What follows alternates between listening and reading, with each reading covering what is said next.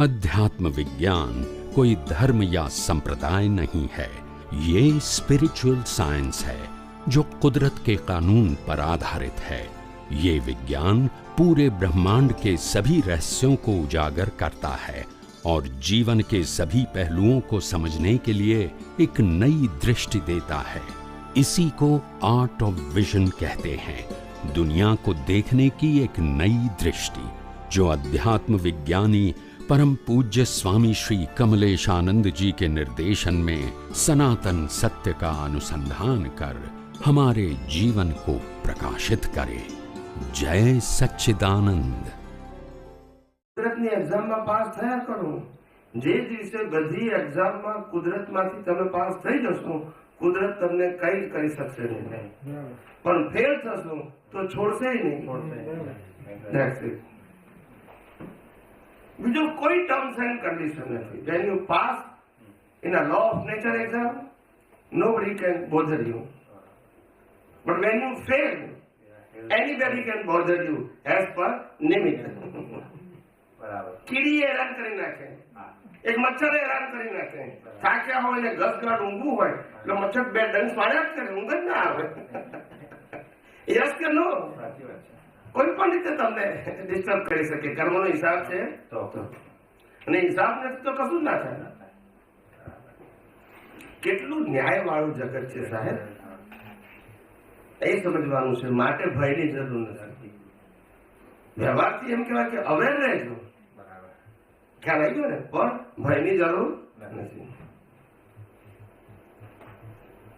આ કોવિડ હતું, extreme Covid હતું, ઇન્ડિયાની વાત કરું છું, પણ અમારા ઘરમાં કોઈ દિવસ બહારથી મહાત્માઓ ના આવ્યા હોય એવું બન્યું નથી, એક્સેપ્ટ 24 કલાકનો કર્ફ્યુ.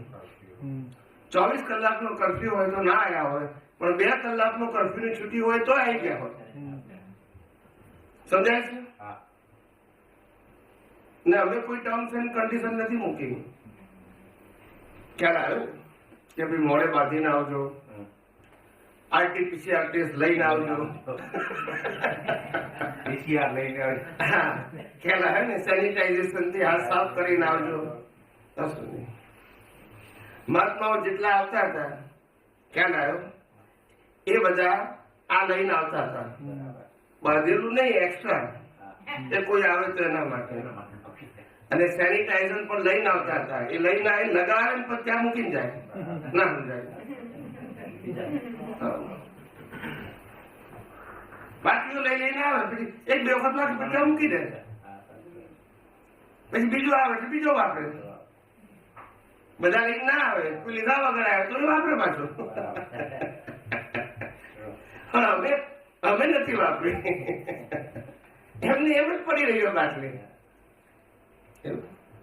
તમે તમારી જે કહો છો ભાઈને ભીખ છોડી દો, તો એ એપ્લાય કર્યું તમે?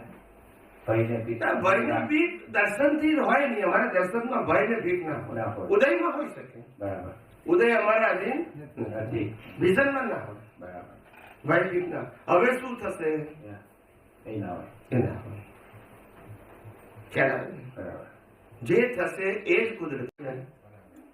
પણ સાબર સાબર સાબર કરશો, સમજ સમજ કરશો, જેટલું સમજાય એટલું ઉપયોગ કરશો, અનુભવ કરશો, એમ એમ તમને આનંદ, ઉત્સાહ, ઉમંગ અંદરથી વધતો જશે.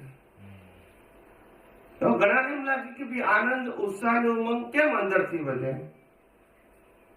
તો કે જે આનંદ, ઉત્સાહ અને ઉમંગ પેલા બહારના સંજોગોમાં રિલેટિવ વ્યૂ પોઈન્ટથી રહેતો હતો, હવે તમને સનાતન સત્યના દ્રષ્ટિથી અંદરનો ઉમંગ, આનંદ રહે. કેમ? કારણ કે હવે છૂટાપણું રહેશે. પહેલા 5 ઇન્દ્રિયોથી અનુભવાતા સંજોગો એ આપણો સબ્જેક્ટ હતો. હવે સમ્યક જ્ઞાન, સમ્યક દર્શન એ આપણો સબ્જેક્ટ છે. તો આનંદ અને ઉમંગ પણ ક્યાં હોય? અંદર જ હોય, બહાર તો હોય નહીં. બહાર તો બધું કુદરતી રચના છે, એમાં આનંદ પણ નથી અને શોખ પણ નથી. એટલે આવી રીતે જેમ જેમ આ વિજ્ઞાન રૂપે સમજાતું જશે, તેમ તેમ તમારું છૂટાપણું મન વચન કાયાથી સહેજા સહેજ રહેશે. અને છૂટાપણું એ જ પહેલી અનુભૂતિ છે. મેં ભૂતકાળમાં પણ કહેલું છે કે આ કાળમાં કોઈને આત્માની અનુભૂતિ હોઈ શકે નહીં, પણ મન વચન કાયાથી મુક્તતાની અનુભૂતિ અલગ અલગ લેવલની હોઈ શકે. આત્મા બાબતનો નિશ્ચય પાકો થયા કરે. શું થયા કરે? હા. હવે ઘણા બુદ્ધિશાળી માણસોને એમ થાય કે ભાઈ અમે એવું સાંભળ્યું છે અને એવું વાંચ્યું છે કે ભાઈ આપણે જેમ જેમ આપણે જ્ઞાનનો ઉપયોગ કરીએ, આજ્ઞાનો ઉપયોગ કરીએ, તેમ તેમ એટલે અંશે આત્માનો અનુભવ વધતો જાય. આવું તમે બધાએ સાંભળ્યું હશે. યસ કે નો? બોલતા નથી. સાંભળ્યું છે કે નહીં? પણ એવું છે અસૈદ્ધાંતિક વાત છે. કેવી છે? શ્રદ્ધા માટે કરેક્ટ છે, સિદ્ધાંત માટે કરેક્ટ નથી. દાખલા તરીકે આપણે અત્યારે આ સાઇટ ઉપર છીએ અને આ સાઇટ થી આપણે લંડન જવું છે અને અહીંથી લંડન નું અંતર માનો કે 200 કિલોમીટર છે, એપ્રોક્સિમેટ. બરાબર? 200 કે 250 કિલોમીટર છે. હવે 250 કિલોમીટર નું અંતર છે. આપણું ડેસ્ટિનેશન લંડન છે. લંડન નો મેપ અને ડિરેક્શન તૈયાર છે અને આપણે ડ્રાઇવિંગ શરૂ કર્યું. શું કર્યું? Way to London as per the direction.